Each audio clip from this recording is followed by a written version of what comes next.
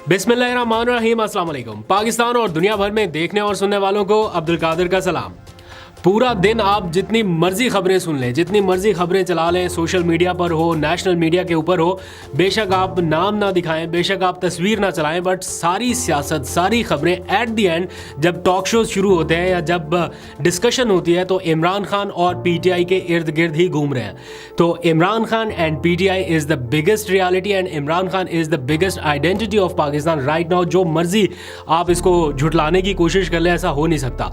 तो आज के दिन की भी कुछ हाइलाइट्स हैं जो इमरान खान के इर्द गिर्द ही रिवॉल्व कर रही हैं। बल्कि अब से कुछ देर पहले अडयाला जेल में एक अहम मुलाकात हुई। अली अमीन गंडापुर ने उनसे दूसरी मुलाकात की है जब से वो वज़ीर आला बने। पहली सरकारी प्रोटोकॉल के साथ और दूसरी अभी बड़े आराम से बग़ैर सरकारी प्रोटोकॉल के उनकी मुलाकात हुई। इस मुलाकात से मुताल्लिक जिक्र कहाँ पे हुआ था? प्राइम मिनिस्टर हाउस में शहबाज शरीफ के साथ उनकी जो मुलाकात 2 दिन पहले हुई, जिसमें उन्होंने कहा था कि पाबंदी आयद कर दी गई है, मैं इमरान खान से मिलना चाहता था। तो वहाँ पर उन्हें ये यकीन दहानी कराई गई थी कि उनकी 1-2 दिनों में इमरान खान से मुलाकात करा दी जाएगी और ये मुलाकात हुई।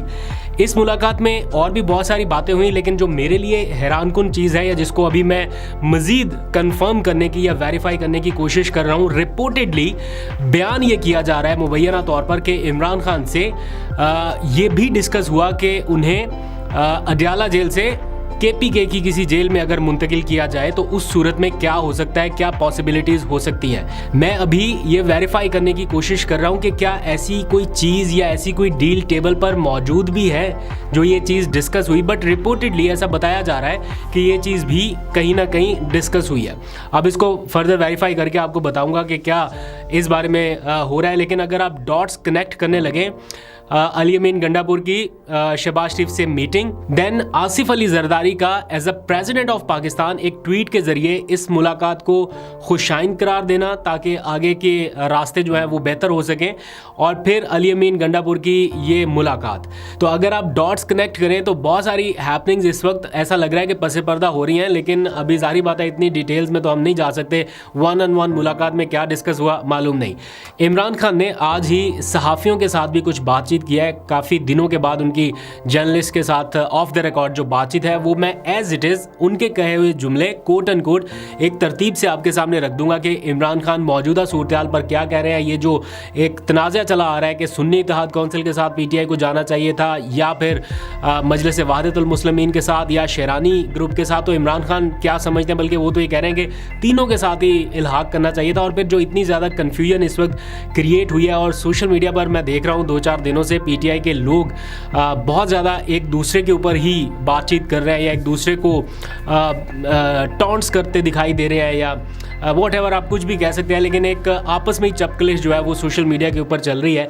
इसको काउंटर करने की या इसको रोकने की कोशिश तो हो रही है लेकिन उतना स्ट्रांगली नहीं है। इसका नुकसान अल्टीमेटली ऐसा लग रहा है कि पीटीआई को हो रहा है, क्योंकि अभी सुप्रीम कोर्ट में जाना बाकी है। पीटीआई ने इन सारे मामलात को लेकर सुप्रीम कोर्ट में जाना है। अगर आप पहले से ही ये तस्लीम कर बैठेंगे कि ये हमारी गलती से सारा कुछ हुआ और इसको इतना ज़्यादा आप एक्सपेडाइट कर देंगे या पूरे सोशल मीडिया पर फैला देंगे कि जी हाँ ये हमारी गलती से हुआ, तो फिर सुप्रीम कोर्ट आपको क्या रिलीफ देगी?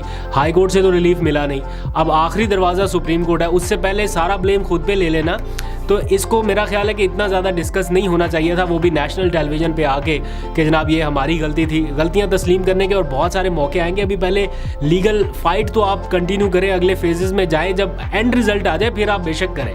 लेकिन खैर ये सारा कुछ भी हो रहा है और वर्कर्स जो है वो भी इसको बहुत ज़्यादा डिस्कस कर रहा है। अभी आने वाले चंद दिनों में, इस एक आध हफ्ते में या 10 दिन में आप देखिएगा कि 2 मेजर केसेस जो हैं पीटीआई वो सुप्रीम कोर्ट लेके जा रही है। एक का तो जिक्र आज इमरान खान ने कर दिया, बल्कि दोनों का ही कर दिया कि जनाब अगले हफ्ते हम इंतखाबी धांधली का जो पूरा एक केस है वो लेके सुप्रीम कोर्ट जा रहे हैं सारे एविडेंस के साथ। प्लस ये जो मखसूस नशिस्तें उन्हें नहीं मिल सकी, पेशावर हाई कोर्ट से केस उनका खारिज हो गया, तो वो मामला भी अब सुप्रीम कोर्ट की तरफ जाने वाला है। कितना वो समझते हैं कि उन्हें रिलीफ मिलेगा, इसके ऊपर बाद में बात करते हैं। इमरान खान की सारी डिटेल बताने से से पहले आज एक और बड़ी खबर भी आई जिसका कोई इम्पैक्ट मुल्की सियासत पे होगा नहीं, लेकिन ऑब्वियसली इमरान खान के लोगों के लिए या उनके लिए चाहने वालों के लिए अच्छी खबर है। वो ये कि एक उनके ख़िलाफ़ केस चल रहा था हत्या की इज़्ज़त का, 10 साल तक ये केस चला है। 2015 से गालबन ये चल रहा था। इफ्तिखार चौधरी जो साबिक चीफ जस्टिस थे, उन्होंने इमरान खान के ख़िलाफ़ हत्या की इज़्ज़त का दावा दायर किया था, वो 20 अरब रुपए हर जाने का। इमरान खान ने इल्ज़ाम आयद किया था कि जनाब 2013 का जो इंतखाब था वो कैसे रिग था, RO इलेक्शन उसे कहते थे, तो वो ज़िम्मेदार समझते थे उस वक्त के चीफ जस्टिस इफ्तिखार चौधरी को। तो इफ्तिखार चौधरी साहब ने उनके ख़िलाफ़ हर जाने का दावा दायर कर दिया। 10 साल तक तकरीबन ये केस चला और आज ये दावा जो है वो खारिज कर दिया गया है। अब इमरान खान के आज की जो ऑफ द रिकॉर्ड गुफ्तगू है उस तक आने से पहले एक ख़बर और आपको बता दूं कि PTI ने यह फैसला किया था कि वो जलसे करने जा रही है, बड़े बड़े जलसे। अब मुल्क गिर शुरू करने का उनका प्लान है। 23 मार्च को एक बड़ा जलसा उन्होंने करना है। अभी वेन्यू डिसाइड नहीं हुआ, शायद कुछ दिनों में हो जाए, क्योंकि अभी वो सेनेट के इंतखाबात में उलझे हुए हैं। कौन कौन से उनके उम्मीदवार होंगे उनको फाइनल करने में थे, तो आज तो वो भी सारे फाइनलाइज हो गए हैं। 11 नशिस्तों के लिए कौन कौन उनका उम्मीदवार होगा वो भी सामने आ चुका। लेकिन इसी के साथ साथ एक जलसा 23 अप्रैल को गालबन 21 अप्रैल को 23 मार्च को तो वैसे उन्होंने दूसरा जलसा करना है जिसका भी अनाउंस नहीं किया गया। 21 अप्रैल को कराची में जलसा करने का फैसला किया है और हलीम आदिल शेख जो मेरे ख्याल कराची के PTI के प्रेसिडेंट भी हैं, उन्होंने आज अली अमीन गंडापुर से मुलाकात की और उनको दावत दी कि वो 21 अप्रैल को कराची आएँ और वहाँ पर जलसा करें। साथ में उनके बाकी लोग भी शामिल होंगे। तो अब 21 अप्रैल को भी देखते हैं, लेकिन उससे पहले 23 मार्च का इम्तिहान बाकी है।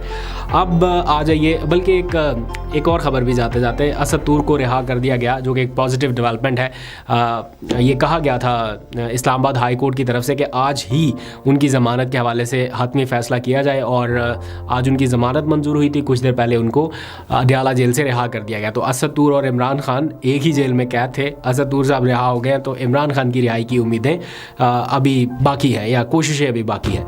अच्छा, अब आ जाइए ऑफ द रिकॉर्ड गुफ्तगू जो इमरान खान ने आज जेल के अंदर कुछ सहाफ़ियों से की है। इमरान खान साहब कहते हैं, मैं डिटेल से आपको बता देता हूँ, कोट एंड कोट ये सारे जुमले उन्हीं के हैं। इमरान खान साहब ये कहते हैं कि हमने IMF से फ्री एंड फेयर इलेक्शन की बात की थी। पिलडैट, फाफेन और पटन, ये 3 इदारे हैं, इनकी रिपोर्ट्स अगर आप उठाकर देख लें तो इंतखाबी घपले अब तक जितने भी हुए हैं उन तमाम का जिक्र इसमें किया गया है और कैसे इंतखाबी धांधली हुई ये सब बताया गया है। वो ये कहते हैं कि पहले से ये प्लानिंग हो चुकी थी कि हमारा इंतखाबी निशान वापस लेना था, फिर मखसूस नशिस्तें जो हैं वो भी छीन ली गई, मैंडेट चोरी करके दुश्मनी और गद्दारी की गई है और इस पर आर्टिकल 6 लगता है। फिर उन्होंने कहा कि हुकूमत का मौजूदा सेटअप किसी सूरत ज़्यादा अरसे तक के लिए नहीं चल सकता। अगर मईशत थोड़ी बेहतर होती तो शायद ये सेटअप चल भी जाता, लेकिन इन हालात में किसी सूरत नहीं चल सकता। आज मैंने फैसल वाडा का एक बयान देखा, उसमें भी वो ये कह रहे थे कि मैंने इलेक्शन में इसलिए हिस्सा नहीं लिया क्योंकि मुझे ये अंदाज़ा है कि ये हुकूमत ज़्यादा देर तक चलने वाली नहीं है। तो अगर फैसल वाडा जैसे शख्स जिसकी माजी में की जाने वाली सारी पेशन गोइयाँ तकरीबन ठीक ही हुई हैं, वो भी ये समझता है कि उसे सेनेट में जाना चाहिए क्योंकि कौमी असम्बली ज़्यादा देर तक नहीं चल सकेगी, तो इसलिए अमूमी तासुर भी यही है कि मैंडेट के बगैर चलने वाली हुकूमत ज़्यादा देर तक कायम नहीं रहेगी।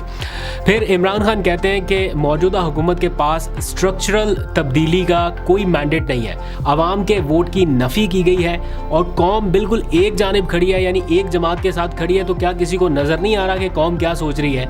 फिर उन्होंने ये जो इत्तेहाद वाला सारा मामला है इसके ऊपर भी बात की और उन्होंने कहा कि MWM, सुन्नी इत्तेहाद और शेरानी, इन तीनों जमातों के साथ इत्तेहाद होना चाहिए था। किसी के साथ सूबे में हो जाता, किसी के साथ वफाक में होता, लेकिन ये तीनों जमातें इत्तेहाद में शामिल होनी चाहिए थी बजाय इसके कि किसी एक से किया जाता। वो ये कहते हैं कि अवाम का भला सिर्फ उसी सूरत होगा जब उन्हें मैंडेट दिया जाएगा जिन्हें अवाम ने खुद मुंतखब किया या जिन्हें अवाम ने वोट दिया।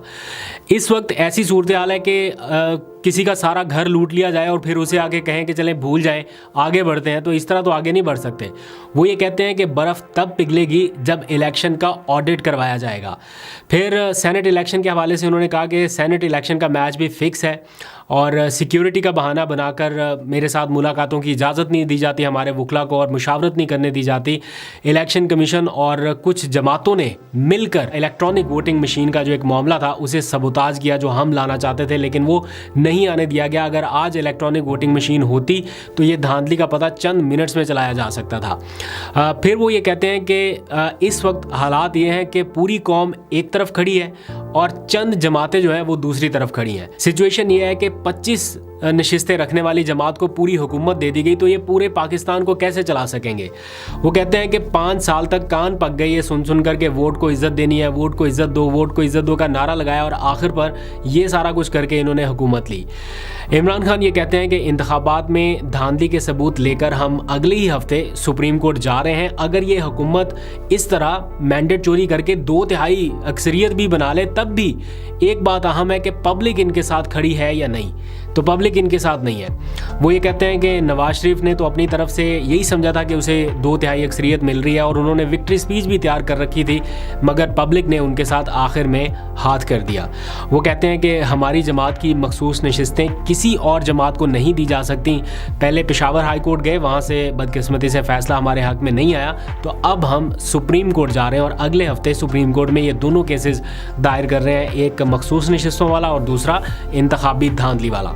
तो इमरान खान की ओवरऑल ये राय है। ये आज उन्होंने अपने जो केस के दौरान आने वाले सहाफ़ी थे उनसे गुफ्तगू की। ओवरऑल सिचुएशन जो है वो भी कन्फ्यूजन का ही शिकार है। अभी तक क्लैरिटी नहीं हो पा रही। लग रहा था ना कि इंतखाबात के बाद थोड़ी सी क्लैरिटी होगी, तो अभी तक ऐसी कोई सिचुएशन नहीं है। लेकिन मुझे पता नहीं क्यों ऐसी फीलिंग्स है कि पसे पर्दा कुछ ऐसा हो रहा है, कुछ ऐसा चल रहा है जिसके बारे में अवाम अभी बेखबर है।